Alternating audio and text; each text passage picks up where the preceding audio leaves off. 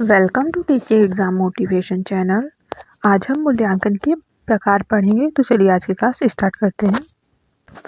पहले हम मापन और मूल्यांकन में अंतर देख लेते हैं। तो देखिए, मापन क्या होता है, मूल्यांकन। मापन केवल संख्यात्मक होता है, जबकि मूल्यांकन संख्यात्मक और वर्णनात्मक दोनों होता है। मापन का क्षेत्र संकुचित होता है, मूल्यांकन का क्षेत्र व्यापक होता है। मापन में पाठ्यक्रम केंद्रित होता है और मूल्यांकन उद्देश्य केंद्रित होता है। मापन में भविष्यवाणी संभव नहीं है, मूल्यांकन में भविष्यवाणी संभव होती है। मापन किसी भी समय किया जा सकता है, मूल्यांकन मापन के बाद ही किया जाता है। मापन के द्वारा निदानात्मक तथा उपचारात्मक शिक्षण संभव नहीं है, मूल्यांकन के द्वारा निदानात्मक तथा उपचारात्मक शिक्षण संभव है। मापन से यह ज्ञात होता है कि कोई वस्तु कितनी है, मूल्यांकन से यह ज्ञात होता है कि कोई वस्तु कितनी अच्छी है। मापन में कम समय लगता है, जबकि मूल्यांकन में अधिक समय लगता है।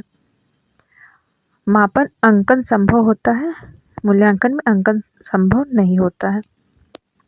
मापन गणितीय संक्रियाएं संभव होती है, मापन में गणितीय संक्रिया संभव होती है और मूल्यांकन में गणितीय संक्रियाएं संभव नहीं होती। स्तर नामित, क्रमित, अंतर्गत, अनुपातिक, मतलब संक्रियाएं स्तर नामित होती हैं, क्रमित होती है, अंतरित होती है, अनुपातिक। और मूल्यांकन स्तर, शैक्षिक उद्देश्य, प्रविधियां और परीक्षण प्रमाण परिस्थितियां। अब देखिए मूल्यांकन के प्रकार।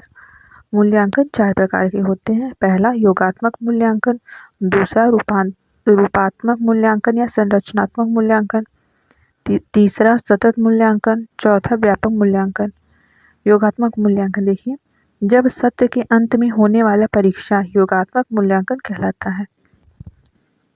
मतलब सत्र में होने वाला परीक्षा योगात्मक मूल्यांकन कहलाता है। रचनात्मक मूल्यांकन यह क्या होता है, जब शिक्षक का पढ़ाते समय ही बच्चों का मूल्यांकन करना हो, वो संरचनात्मक मूल्यांकन कहलाता है। तीसरा सतत मूल्यांकन, निश्चित अंतराल पर मूल्यांकन, जैसे हर 15 दिन पर परीक्षा, क्योंकि बच्चा अचानक से थोपी गई परीक्षा से डर जाता है, इसलिए थोड़े समय में परीक्षा लेने पर बच्चे रिवीजन करते रहते हैं और विषय की तैयारी भी अच्छी हो जाती है। चौथा देखिए, व्यापक मूल्यांकन क्या होता है, ज्ञान के सभी क्षेत्रों का मूल्यांकन करना ही व्यापक मूल्यांकन है। जैसे भाषा में सुनना, बोलना, पढ़ना, लिखना सभी की जांच होती है। सतत और व्यापक मूल्यांकन देखिए, सतत मूल्यांकन, इस प्रकार के मूल्यांकन से तात्पर्य नियमित एवं निरंतर होने वाले मूल्यांकन से है। इसमें छात्र के अध्ययन एवं उपलब्धियों का प्रतिमाह लेखा जोखा रखा जाता है तथा जब इकाई पूर्ण हो जाती है तो उसका मूल्यांकन किया जाता है। वहीं व्यापक मूल्यांकन में देखिए, व्यापक मूल्यांकन में छात्रों के ज्ञानात्मक, भावात्मक और क्रियात्मक तीनों पक्षों का मूल्यांकन किया जाता है। इसमें छात्र के आंकलन के लिए विविध उपकरण एवं तकनीक का प्रयोग किया जाता है। सतत एवं व्यापक मूल्यांकन की विशेषताएं। सतत एवं व्यापक मूल्यांकन को शिक्षण अधिगम प्रक्रिया का अभिन्न अंग कहा जाता है। सतत एवं व्यापक मूल्यांकन बालकों के संपूर्ण अस्तित्व के विकास पर ध्यान देता है, अर्थात बालकों का चतुर्मुखी विकास सतत एवं व्यापक मूल्यांकन से ही संभव है। सतत एवं व्यापक मूल्यांकन के द्वारा विद्यार्थियों की प्रति पुष्टि के साथ शिक्षकों को भी अपनी योजना में सुधार करने के लिए प्रोत्साहन प्राप्त होता है। चौथा देखिए, सतत एवं व्यापक मूल्यांकन के अंतर्गत सत्र में चलने वाली शिक्षण अधिगम प्रक्रिया के समय अधिगम कठिनाइयों का निदान तथा उसके प्रभावी उपचार को सम्मिलित किया जाता है। विशेषता और आवश्यकता ये जरूर याद करके जाइएगा। देखिए सतत एवं व्यापक मूल्यांकन की आवश्यकता क्या है। पहला, छात्रों की कठिनाइयों का निदान करने के लिए सतत एवं व्यापक मूल्यांकन की आवश्यकता होती है। दूसरा, छात्रों को तनाव मुक्त रखने के लिए सतत और व्यापक मूल्यांकन महत्वपूर्ण होता है। तीसरा, सतत एवं व्यापक मूल्यांकन छात्रों को अपनी कमजोरियों को पहचानने और उन्हें सुधारने में मदद करता है। चौथा, छात्रों को नियमित और अच्छी तरह से काम करने के लिए प्रेरित करने के लिए सतत एवं व्यापक मूल्यांकन की आवश्यकता होती है। पांचवा, सतत एवं व्यापक मूल्यांकन विद्यार्थियों के आवश्यकताओं, हितों, क्षमताओं और योग्यताओं की खोजने का अवसर प्रदान करता है और बच्चों का विकास करता है।